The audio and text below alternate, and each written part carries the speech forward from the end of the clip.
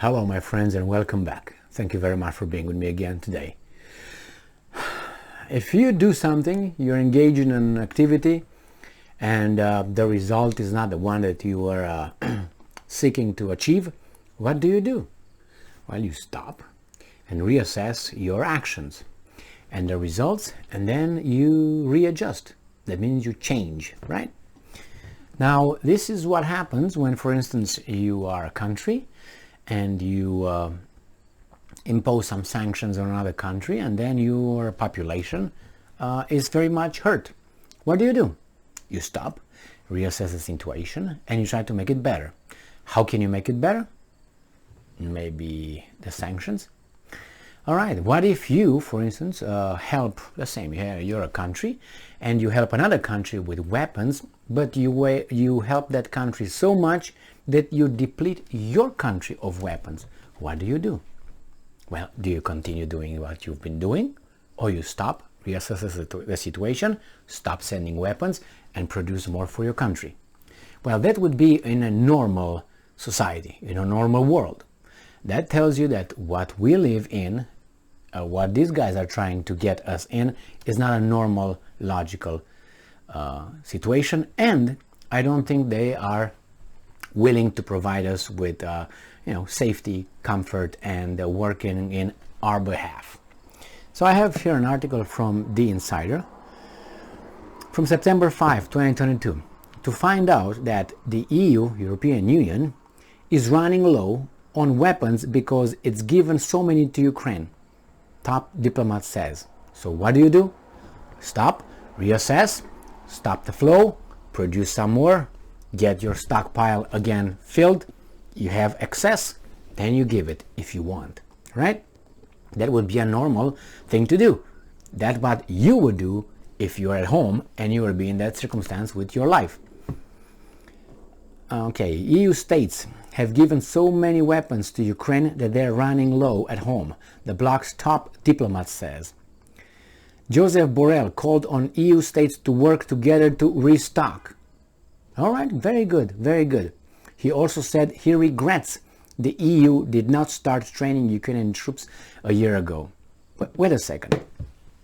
So far, the Europeans are doing this against their country, is hurting their country. One, they provide their citizens with no energy. There's a big inflation.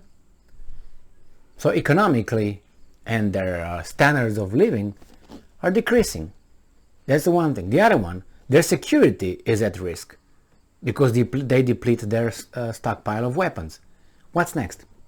What could the citizens be asked extra than money, their lives, right? That's the next one. Are they going to be asked to participate in that war? No, and I tell you why. The only reason they are not asked to participate in that war is because they're afraid that the Russian will smack them, that the Russian bear will smack them. That's why they are not going to ask the Germans, the French, the whatever, go and help Ukraine with your blood. Otherwise, they would have done it. If it were a country that would not be able to hit back at these countries, they would have done it a long time ago. Look, for instance, at other countries.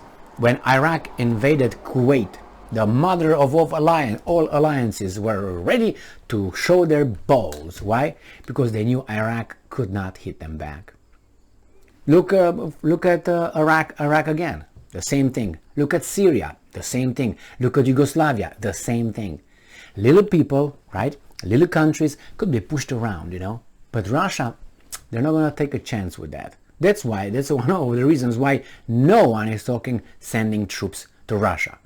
They do everything but that. And I'm not even convinced that they're not, undercover workers, you know what I mean, fighters over there in Ukraine fighting. Besides the, all that legion of love and happiness that fights with no money and everything is just volunteers.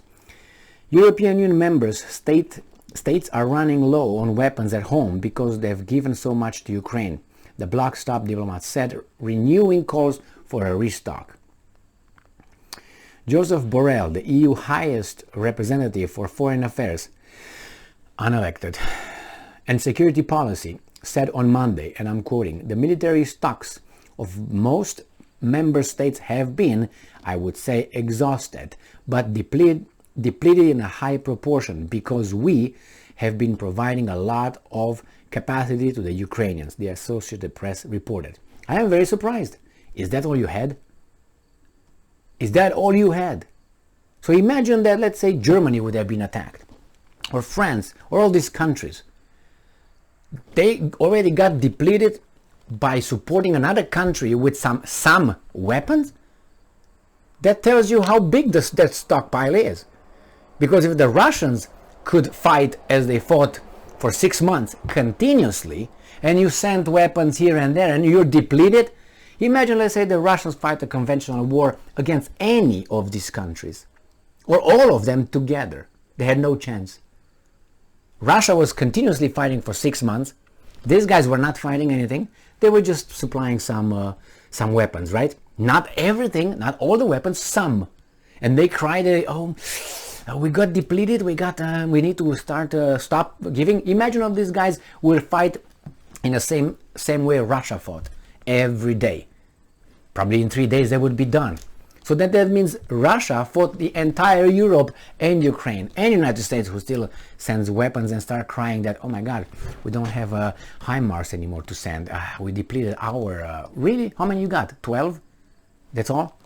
And then remember, all this money that goes to the military industrial complex is not on buying weapons, and I think it's more on the personnel. Personnel being present here, present there, doing this, doing that. Nothing about, having all those 5,000 tanks ready, and every 10 years you rotate those 5,000. You gave them to Romania and bottom feeders, and you restock it with new ones. No, I think they have about 25 tanks, and then they restock it in 20 years. I'm just exaggerating, but it seems like. How many weapons did the Europeans send to Ukraine? Thousands? No, not even hundreds. Not even hundreds. And they're depleted. I think this is a way of saying, you know what? We're kind of backing off from what's going on here. Ukraine is... Anyway, I think Ukraine is at the verge of collapsing, but that's my assessment. He added during a debate with European lawmakers that countries should work together to buy replacements for themselves. That's how I said, should work together to buy replacements for themselves, as that would be cheaper than each country doing it separately. It has to be refilled. The best way of refilling is doing that together. It will be cheaper. That means they want to get the military industrial complex for Europe while they're at it. Instead of each country having its own, they together are going to do something. The EU in July proposed a $500 million fund to member states to buy weapons together in order to replenish their stockpiles. Borrell on Monday said that the EU should have begun training Ukrainian troops a year ago when some member states called for it. Well, unhappily we didn't. And today we regret. We regret that last August we were not following this request, fulfilling this request, he said. We would be in a better situation if the EU had done it then, he said. Well, I don't know. It says since then, the invasion, EU has committed around $2.5 billion in weaponry to Ukraine. Well, why not? Give some more. Give some more if you have it. So what's next? You deprive yourself from energy. You deprive yourself from weapons. What's next? You're going to deprive yourself from people. How? Send them over there, right? Well, what's going to happen? I think they will stop to support Ukraine with weapons. I think they will wait for Ukraine to collapse. The last standing is United States. The last one standing, and we'll see what's going to happen with that one. And the Ukrainians don't have personnel. They should be depleted with that one too. Not the Russians are not, but Russia has 145 million, and Ukraine, I don't know, it used to have like around 40, but if you have around 10 million out, imagine. So I think pretty soon things will change over there. There were some signs about 2 weeks ago when they were talking about security guarantees, preconditions for discussions and all that. I'm waiting. And the counteroffensive. The counteroffensive is dead in the water since Monday when it started. Now is Monday, 7 days. I'm going to wait another week until the corporate mass media is going to start announcing it, that actually it's over. Thank you very much for being with me again today. Stay strong, stay smart, look for the truth, and be just.